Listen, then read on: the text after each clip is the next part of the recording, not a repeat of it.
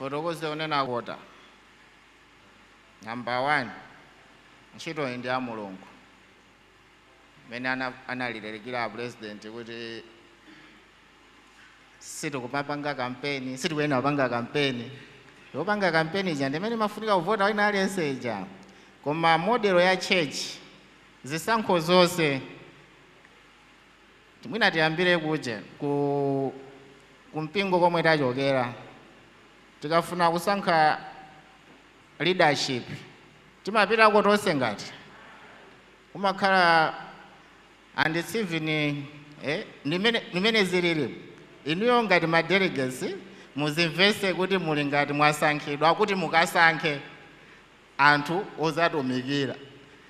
Okay, si kumpingo kuja timayamba ndi kusankha anthu amene akasankhe komiti yosankha anthu ozatumikira.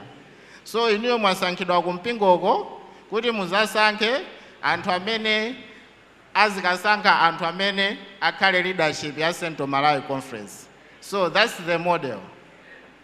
Ndithu ndesi tingasinthe kunena kuti wina aliyense atani akakhale kumasankho. Part ya number 2, funso lanu la number 2, tikutengeranso model imeneyo. Mukamakhala kumakhala ndi church board. Okay, ma members a church board. Ndiye kumakhala business meeting. Mphamvu kwambiri makhala ku business meeting. Koma amene amakhala pa ground kumagwira ntchito imakhala ngati church board. So ndi chimozimozi zomwe tikunena kunozi kuti azitumiki athu timasankha kuti atumikire kwa zaka zitatu. Koma mphamvu zambiri zimakhala ndi inuyo ma delegates kapena ma members. Ndeka mmaziphwekesa ndiye musaone ngati kungobwera uzamva malipoti iko ndi chinthu chophweka. Malipoti sangakhale tsiku limodzi. Malipoti wandi ambiri timayenera malipoti ajati aunikire kumvesesa kuti chuma cha chechi chikuyenda bwanji, ntchito yotumikira yokopa anthu mu mpingo ikuyenda bwanji. Ngati muli ndi magana muli ndi anthu malay evangelist alimo mwina akakhala ndi ganizo kuti pamene pena pakepo simupayendesa bwino kudzera amene mukufunsa mafunso chonchi a executive secretary abwera uzapereka ripoti muziyafunsa mafunso.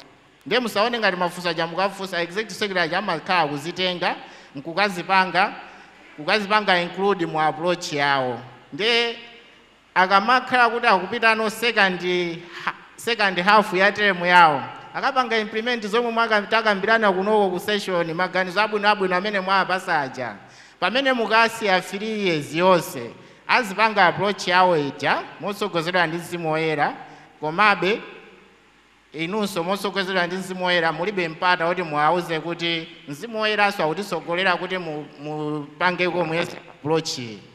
So ganizo ndi limeneyo ndefake mid session inakhala ngati kuti yapangidwa propose kuti ikhalepo. Thank you. Tawaza bambo yapa ayamba bambo kena kubwela maye. You come next. Yes.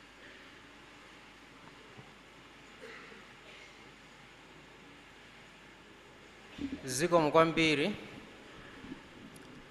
pozindikira kuti ife tatumidwa ndi mipingo